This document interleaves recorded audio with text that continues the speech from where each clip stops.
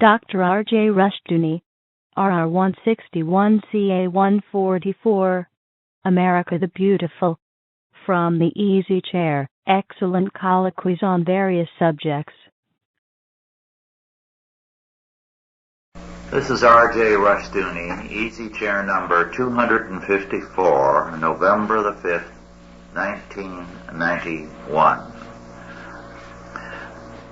This evening, Otto Scott, Douglas Murray, and myself will discuss a subject, again one suggested by one of you, but I forgot to bring my file with me, so I'm sorry I cannot give credit to the one who suggested that we talk about America the Beautiful. I think I'm perhaps the best person to talk about that, not in any analytical terms, but in emotional terms, because I come from a foreign background. I was born here not too very long after my parents arrived in New York City, and I have a double advantage in assessing this country. One, I'm from an Armenian immigrant family. And second, I grew up in a Christian home that was basically Reformed. Then third, I can add that we came out of the massacres of Armenians by Turks. That made a difference in my life because, of course, my earliest memories as a child are of various relatives and other Armenians arriving, and everyone coming together from 20, 40 miles around to see the newcomers and to ask them in the march into Russia, did you see my father or my mother or my son or my daughter, my brother, sister, and so on? And sometimes the answer would be yes, I saw them dead at the side of the road or floating in the river. Or the Kurdish attack led to the seizure of several, including your relative, and so on. So I didn't grow up under any illusions that this was a nice, good population that we had on the planet. I was brought up with a belief in the total depravity of people. And I think that people today are very, very remiss, if I may take a while to develop this, very remiss in failing to educate their children into the fact of life, namely that man is fallen, that people are totally depraved. Otherwise, you go into the world expecting too much of people and are constantly disillusioned. One of the things that happened was we moved from New York when I was 6 weeks old, settled in a California farming community which was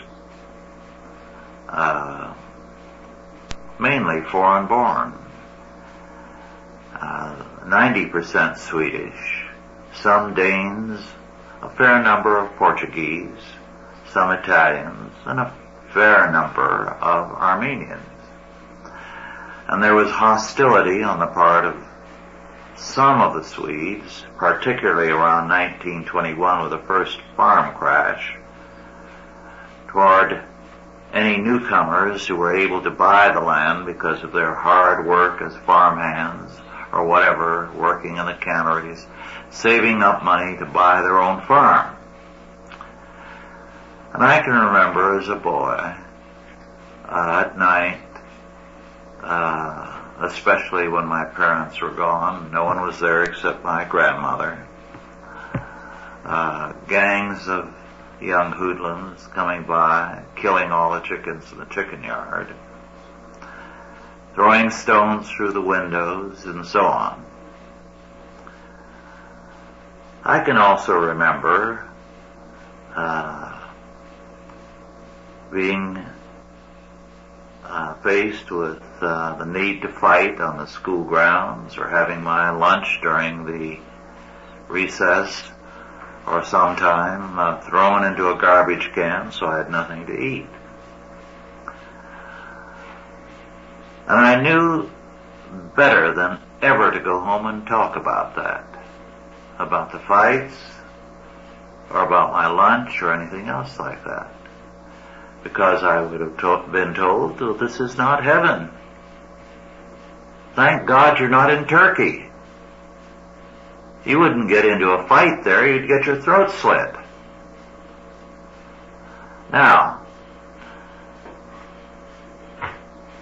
this is why to all those people, one of the things that was a constant fact of prayer was to thank God for the United States, the land of liberty.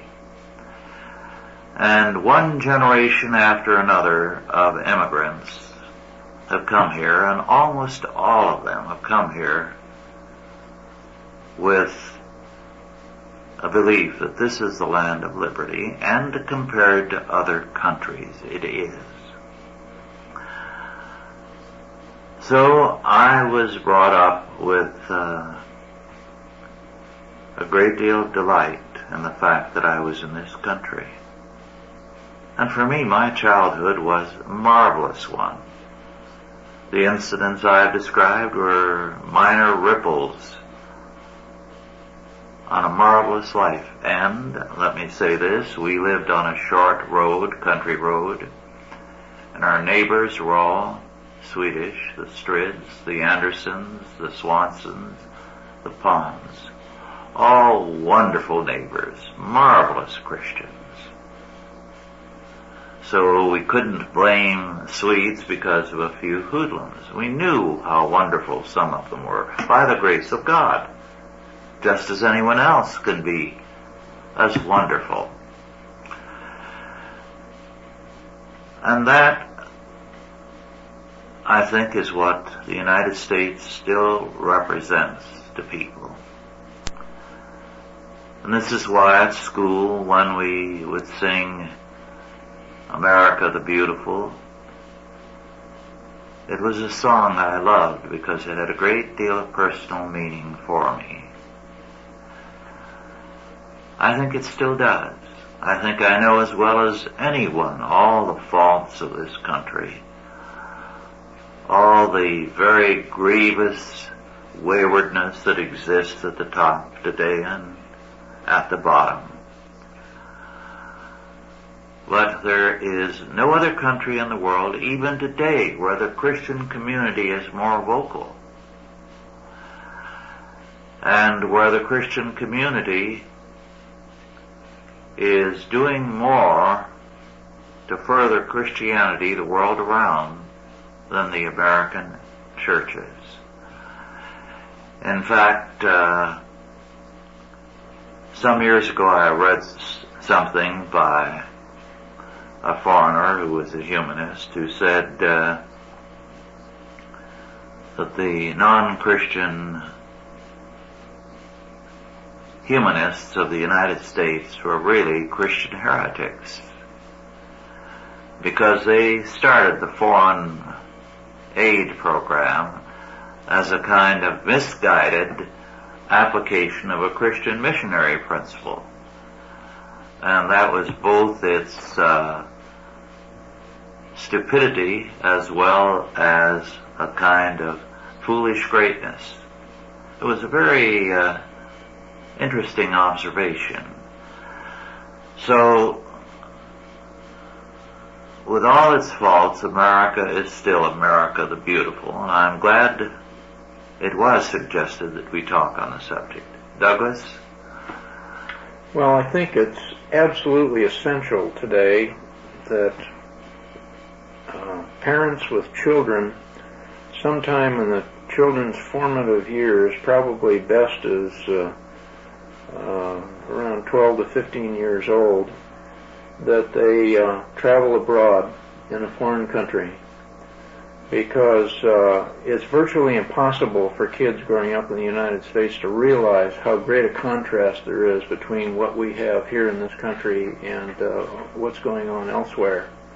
The first shock that I received going overseas as a young GI, 18 years old, was seeing a Hungarian refugee fleeing communist tanks, ran into Austria, and he was eating out of a garbage can behind the mess hall and searching all of the garbage cans in the area around the barracks where I was staying for any bit of clothing, shoes, worn out socks, anything that they could find.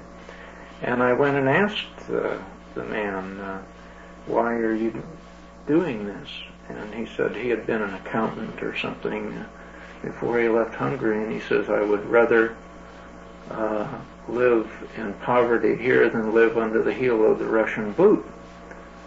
And I was just dumbfounded. I just had never seen human beings do that. And of course, you can probably go down into Appalachia and in some areas of this country and see that kind of poverty, but it really opened my eyes that, we must have something special in this country. And the other thing is, I went down and voted today, and there was no one standing outside with a submachine gun. You can still walk freely in and out of the polling booth, and that's a privilege that an awful lot of people on the face of this planet do not have. They don't have any choices, or they can't vote at all.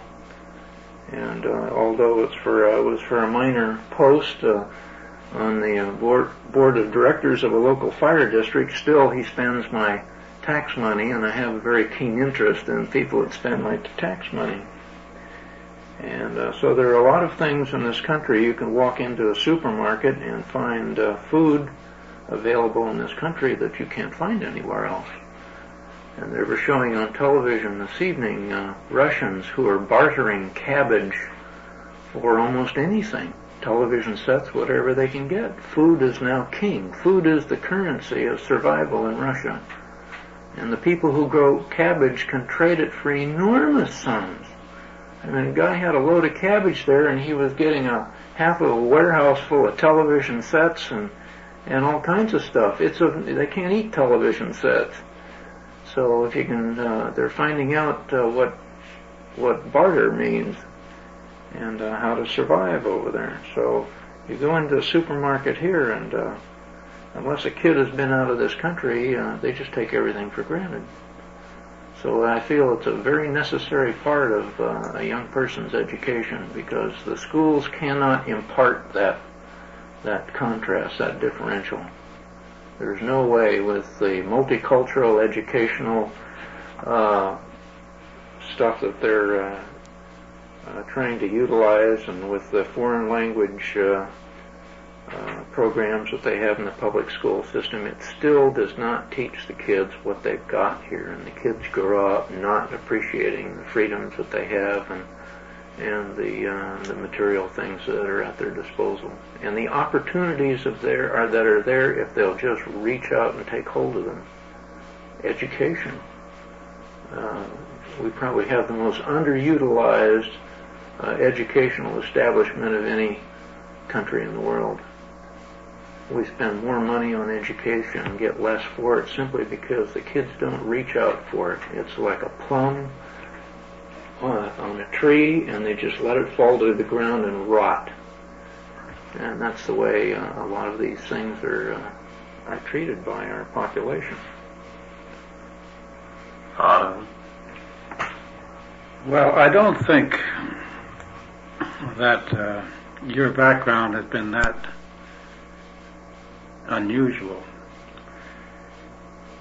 this is a country in which everyone has an immigrant background.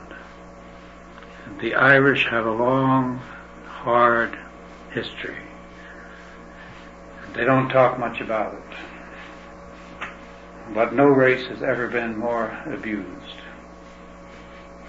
for a longer period of time, 700 years.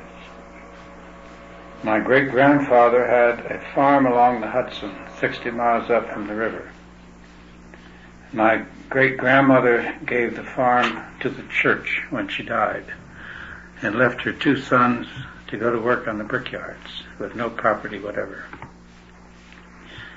And it was a Revolutionary War area, New Windsor, New York, in Orange County. There was a Revolutionary War cemetery not far from where we lived, which wasn't even taken care of, didn't even have a plaque. The only reason we knew it was Revolutionary War was that some of the old stones still had that on it. And the McGivneys were working class people. And I'm sure you remember working class people in the 20s and the 30s would get chicken on the holiday, hamburger maybe once during the week, an outhouse in the back, and very stark, but they didn't feel poor. I mean, they had a suit, and paid their bill, they owned their home, so forth. I didn't have a happy childhood. I had a very unhappy childhood. My mother was very cruel, and mothers aren't supposed to be cruel, and there's no way that a boy could say this. I left home the first time when I was 8, and I slept out in the field, and I was brought back. And I kept running away at intervals after that. When I was about 13, we went down to Rio de Janeiro, and I ran away in Rio, and I was gone for over a month. Something like 6 weeks, as I remember it. And I went to work in a coffin factory as an apprentice. And I was turned in for the reward. And I was brought back by 2 soldiers from São Paulo, Brazil to Rio. My plan was to stay down there till I was 21 and then to turn myself in as an American citizen. And if it hadn't been for the reward, I think I would have pulled it off. I was sent back in exile to the McGivneys again. The Scots were well-to-do. The McGivneys, of course, were not. So it took a few weeks of adjustment on each end, each time. I missed the middle class somewhere along that line. And middle class people still puzzle me because they don't like to face harsh words. They can face harsh situations, but they don't like to talk about them. They don't like to say it. And both the upper and the lower, in my experience, can be very blunt and will face the truth wherever it is. And both my grandfathers, in their separate ways, were extremely candid men, and so to a great extent was my father. But I left home when I was 15 and a half. Happy boys do not leave home at 15 and a half. Nobody ever asked me why I left. I had no time. It was always assumed that I was a bad boy. Look at all the grief you're bringing your mother, was what I usually heard. And there was no answer to that. But I wandered across the country in 34. In 34 you were born. In 34 you were in school. Finishing high school. Finishing high school. And I took my school money because my father had come up to see me. And my father was all right, but he was never there. He traveled, he was busy. I liked him, I admired him, but he wasn't there to protect me most of the time. And he was going to send me to school in Spain. He said, "You will master Spanish." Dominate Spanish was the phrase. "You will study international law." And he described the University of Madrid. It had a wall around it. It had mass early in the morning.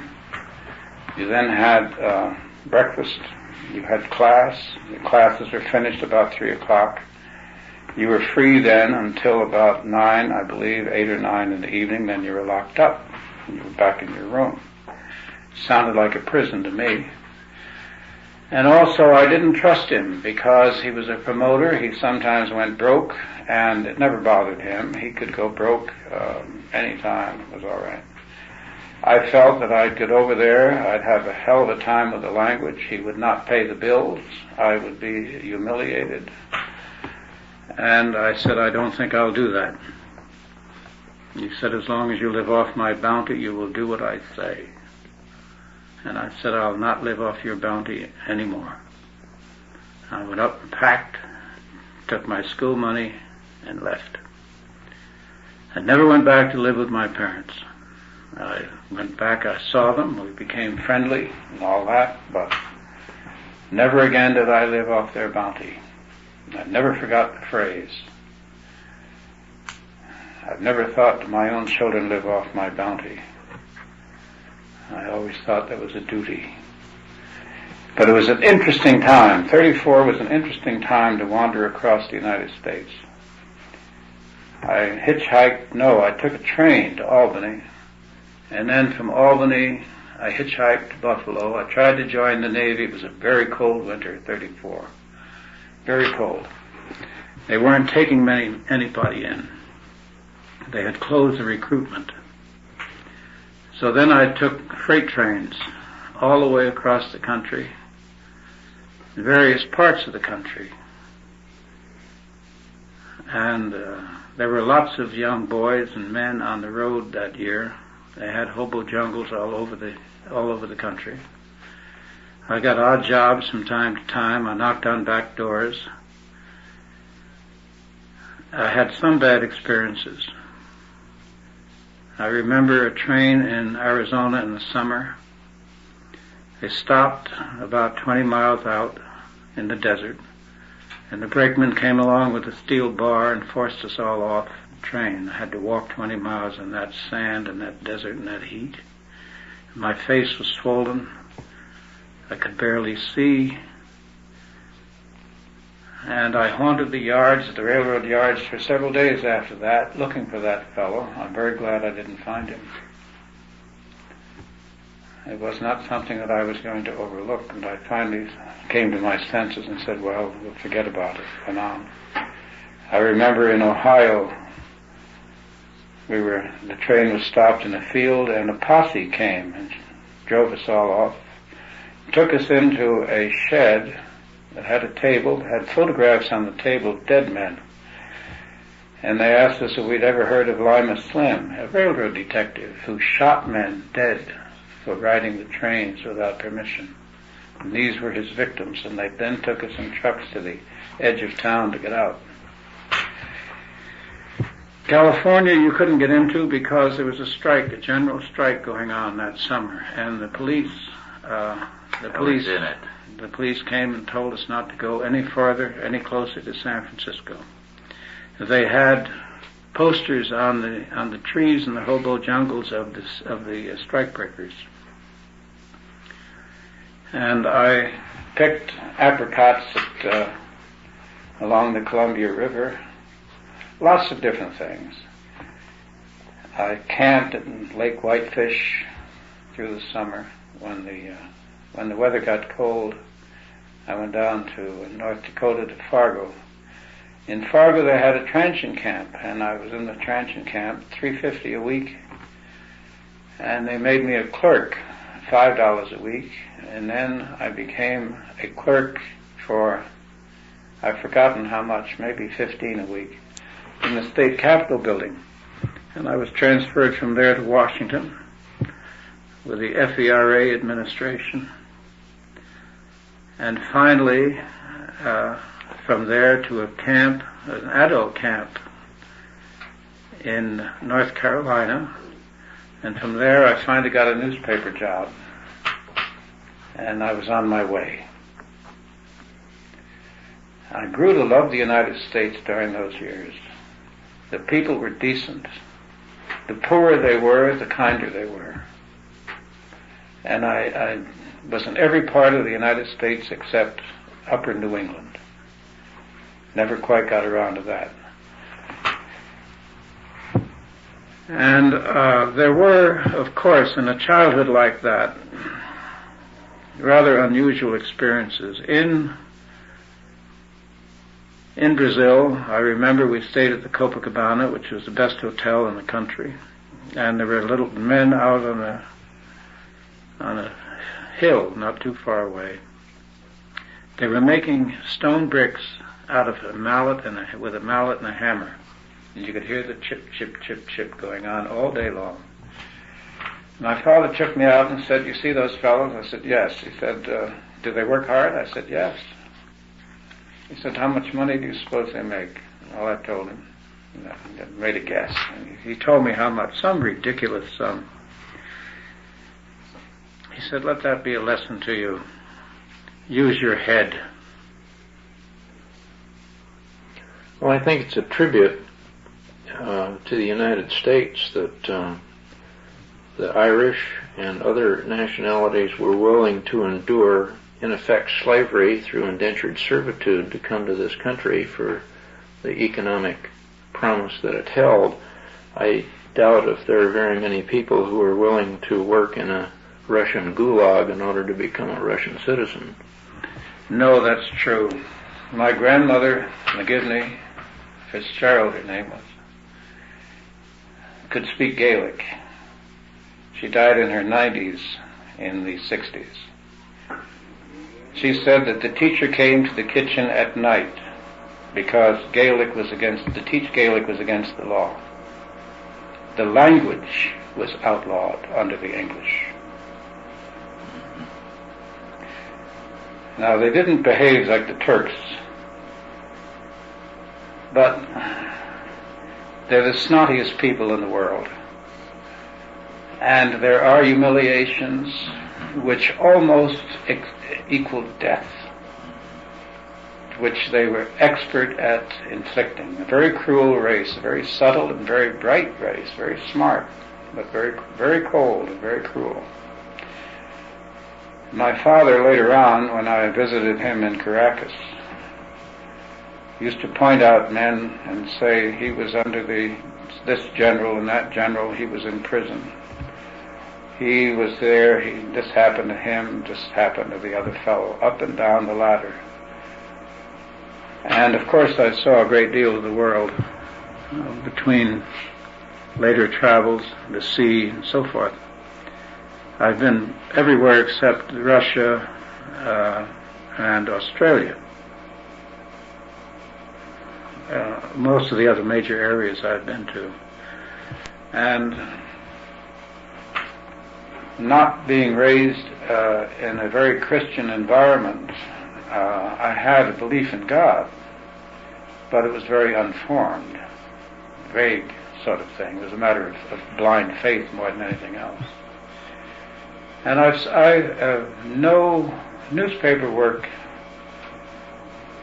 doesn't impress you with the goodness of mankind. On the other hand, you don't have to find very many good people. You don't need very many good people. If you go into a room with 100 men in it and you find an honest man, that's a great day. And you shouldn't forget that. And I also became very well aware, of course, that there's very, very many smart people in the world.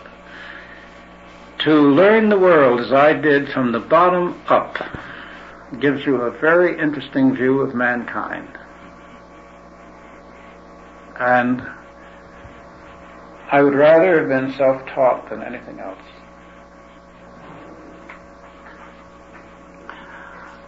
Otto, you were wise to stay away from San Francisco during the general strike of 1934.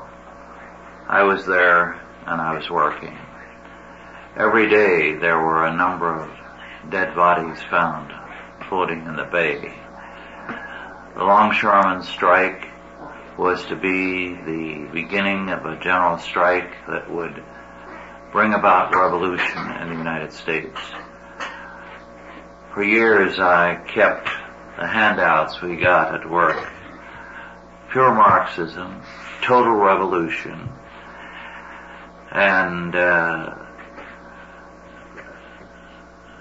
thing that was startling to me was, as I looked at them, and I finally threw them away after a few moves, I just had too much paper, was first how totally Marxist they were, and second, how ignorant they were of this country. They actually believed that all they had to do was to start a general strike in San Francisco, after having first terrorized as many people and killed as many as they did. And it would catch fire with workers from coast to coast and turn us into Soviet America. Nobody has ever written the true story of that general strike. But the people behind it, even though they helped kill San Francisco as far as its position as a great port was concerned, were so totally ignorant of the United States, it was as though they had never lived here. Then, some years later, Dorothy and I saw a case of a similar ignorance. I mentioned at the beginning that one of the things that made America so wonderful to me was that I had been brought up to believe in man's total depravity, the teachings of John Calvin. Now,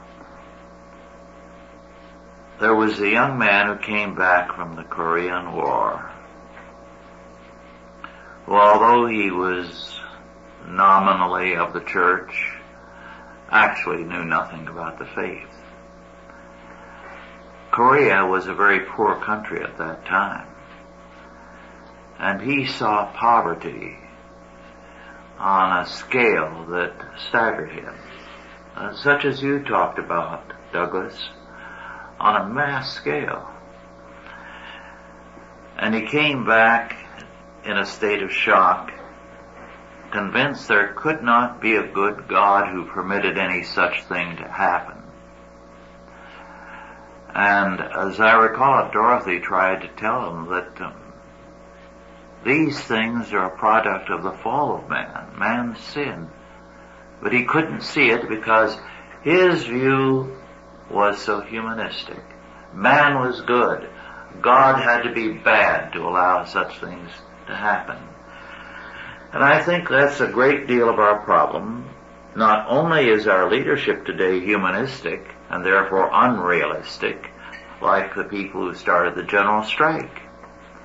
They have no more sense of reality in Washington than Harry Bridges and his crowd had in San Francisco. And that's why they're going to fail. Harry Bridges was a creature of smarter men. I knew Harry Bridges later on, and I liked him. He was an unusual fellow. He would stand up, and he would get rather good if he was pressed. And the more pressure you put on Harry, the stronger he got. If he didn't have pressure, he would sit back and he would sort of diminish. Yeah, so I don't think, Marxism in the United States in those years was very crude. Mm-hmm. It was really translations from another culture. Yes. And they read like translations, and the language was wooden, and the people were rather strange, most of them frustrated types of one sort or another. I knew a lot of them, which of course you would, because I was in the newspaper business, and there was an awful lot of radicals around at the time. Most of them became unradicals later on, and they went through the party, so to speak, very quickly. The United States that I knew up through the 50s was a wonderful country. It is not a wonderful country today. The 60s, probably by coincidence, Mr. Kennedy came in, It was a very strange thing to see. I was standing with the chairman of Ashton Oil in the airport in Washington, D.C. during the riots.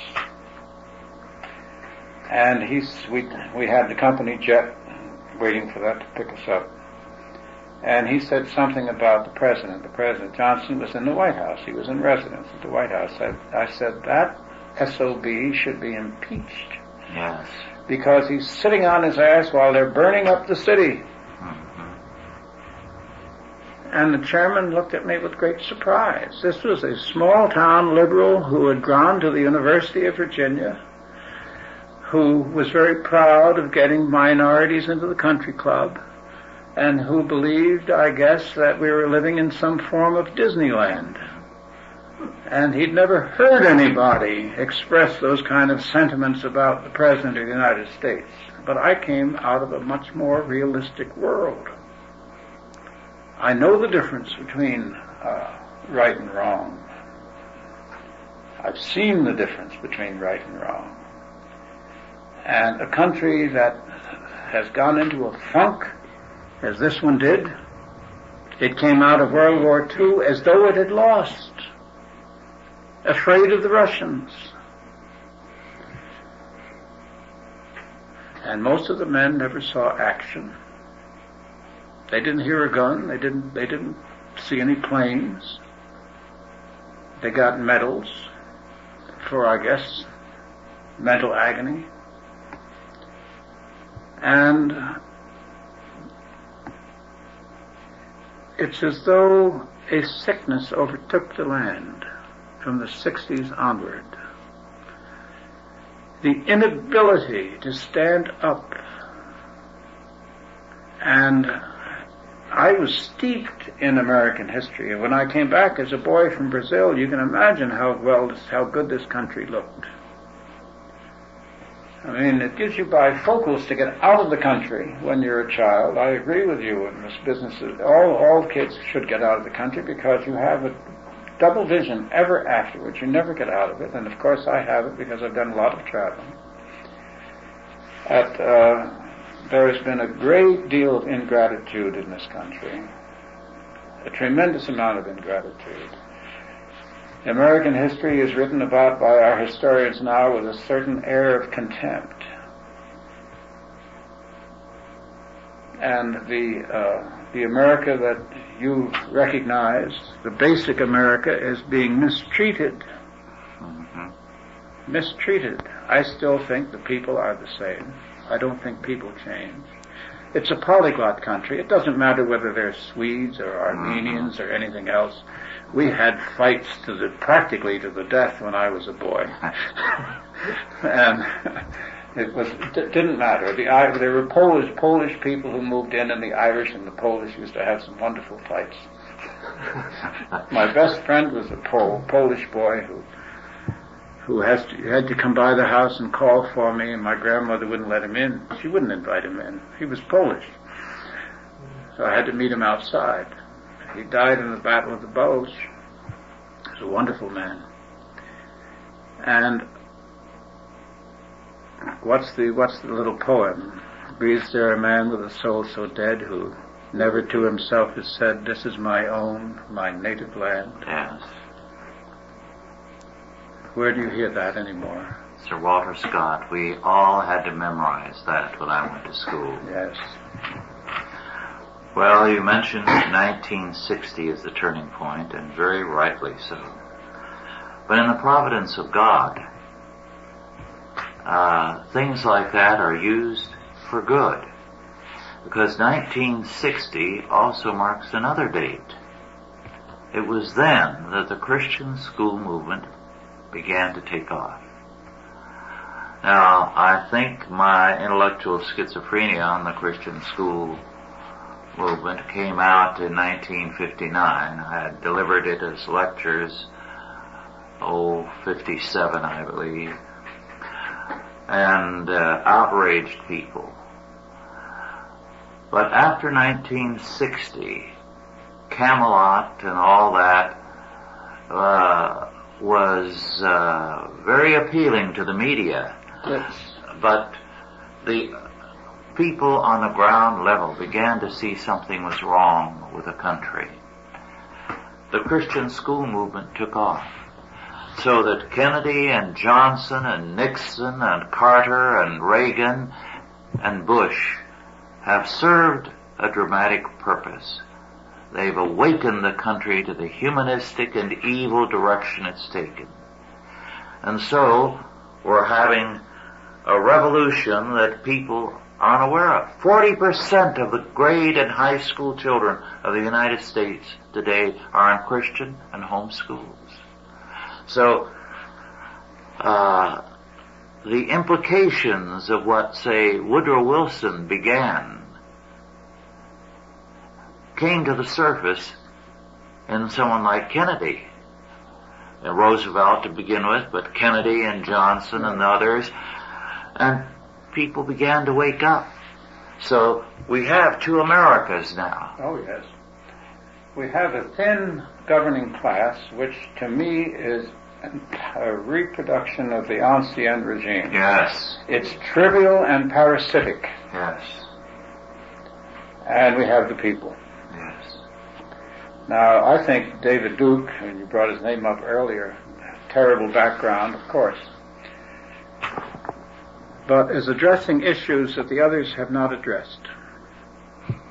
And other men are going to come along to address those issues without his baggage.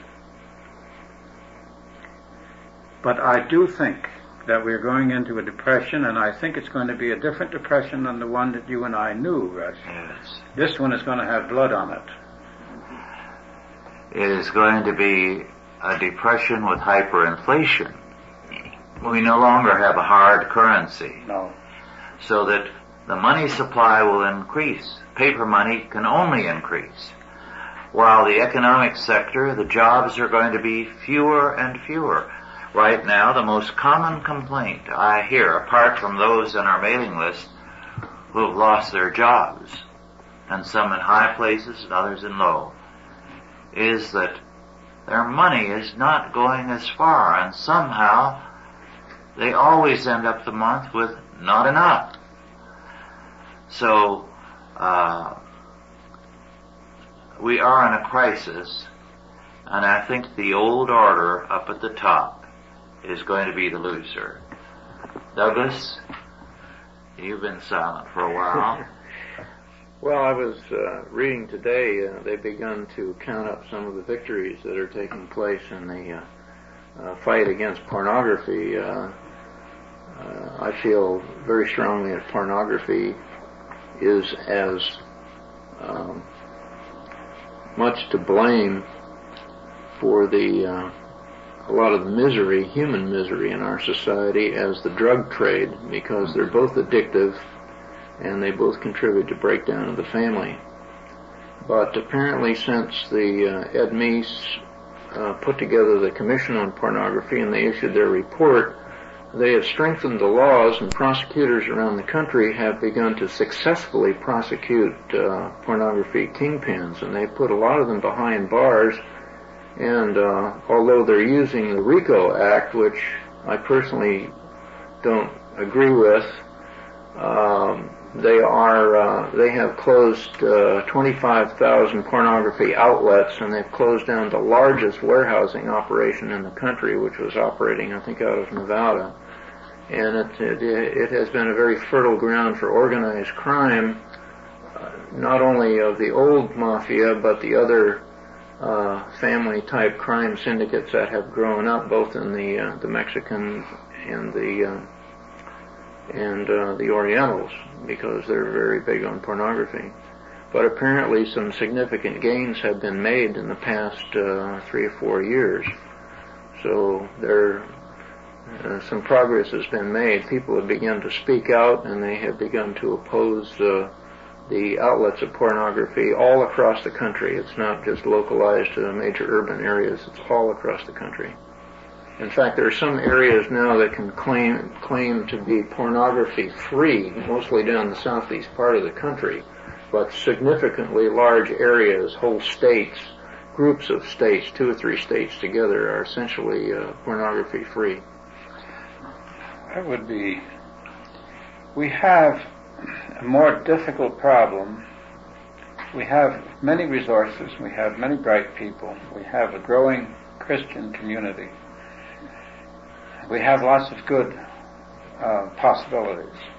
We also have larger problems, I think, than previous generations have had, especially because of the growth of communications and the methods of communications, the films, the tapes, the music, the books, and so forth. Because what has happened here has been a distortion of the American culture. And we're confronted with this enormous influx of Asians and Africans and other races and other religious groups, which is changing the demographics of this country at a phenomenal rate. Now, this is happening to Europe also, and it's going to happen to England even more after they open up the tunnel. But what we have here is what Hegel called the spirit of the age. I'm not very fond of Hegel, but the phrase is a very important phrase.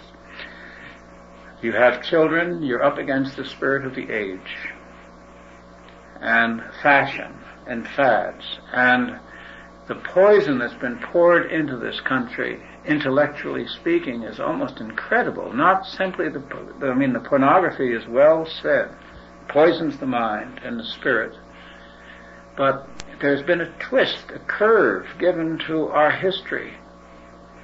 The Civil War, where white men died for black men, has been treated as though it didn't happen, and now we have a larger and larger group of resentful black people.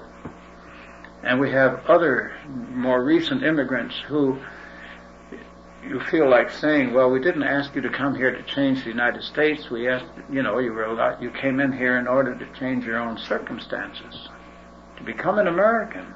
I regard, all of us are Americans. First, last, and always. I don't feel Scotch. I don't feel Irish. I don't fit in those countries. I couldn't transplant and be happy there. This is a very strong culture, and you can carry it around, but you can't change it very easily. And our problem is that not only do we have to train these young people, but we have to produce the truth for them against this avalanche. One of the best things in our favor is this, that these various groups are coming in. But they are recognizing the menace of the public schools,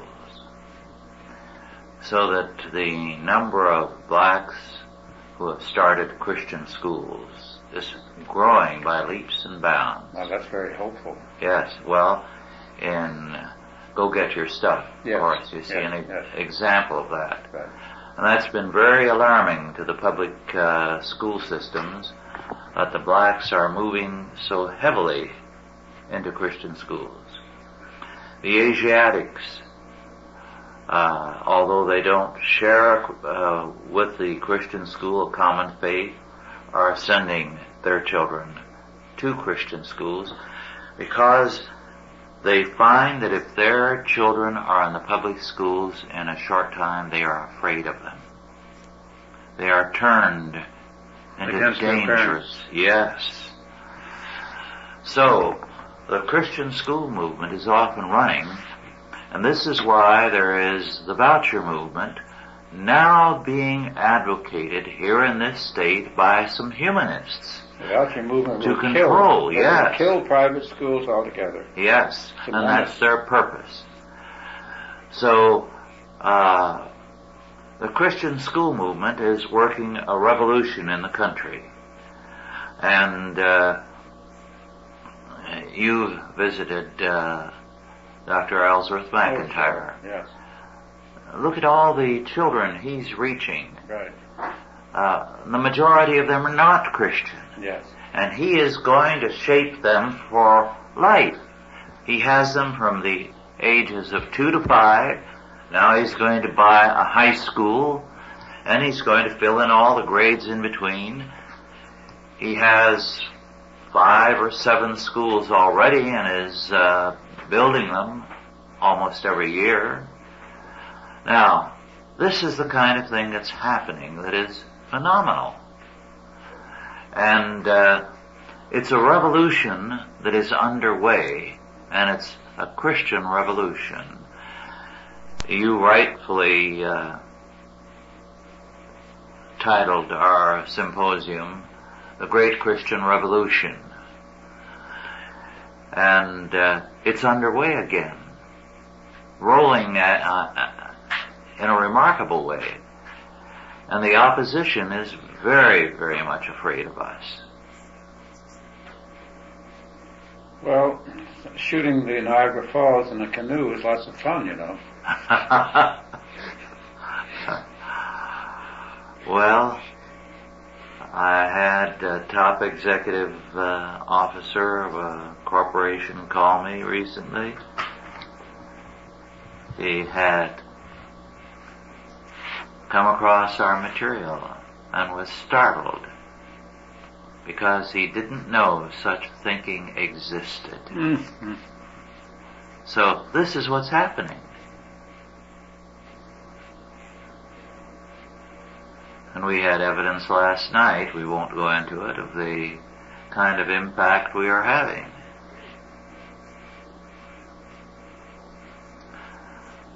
So it's an exciting time in which to be alive, in a great country. We're in for a battle, I believe, which is going to be the toughest in all of history. It's going to be very tough, but Bush is in his late 60s. He's the last of the World War II presidents that we're going to have. Mm-hmm.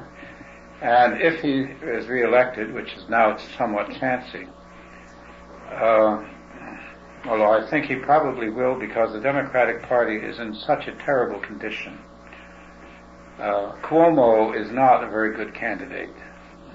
He's thin-skinned, he's a very deceitful man, and it's very hard to come from the streets of New York and sell a bill of goods to the United States. But the Bush generation is moving off the stage. My generation, you might say, is in political terms is moving off the stage. And new and younger men are coming up who have grown up under the liberals, under this forced compassion and caring that they talk so much about, which has turned every one of their stomachs. And they're going to be different breed. Bush and his kind are moving off stage, Otto. But you and I and Douglas and the rest of our group are moving on center stage, and I believe that. Well, the humanists believe operating on the philosophy that saying that there's no limit to what you can accomplish as long as you don't care who gets the credit. And our position is and should be there's no limit to what you can accomplish as long as the Lord gets the credit. Yes, exactly. And the Lord is at work, and I think this is the most exciting period in all of history in which to be alive. Well, it's the period that God selected for you to be alive in, yes. So it's good that you feel that way. Well, my hope is that I live long enough to see some of these bastards get it in the neck, and our side you want to win. Right. I want to win, and I believe we're going to win by the grace of God. Well, is there a last comment either of you have to make? Our time is running out. You say, sum it up for us, Doug. Well, all of us go through lots of experiences in our lives, and things seem to move very, very slowly, but it seems like the pace of life is speeding up in this time that we're living in.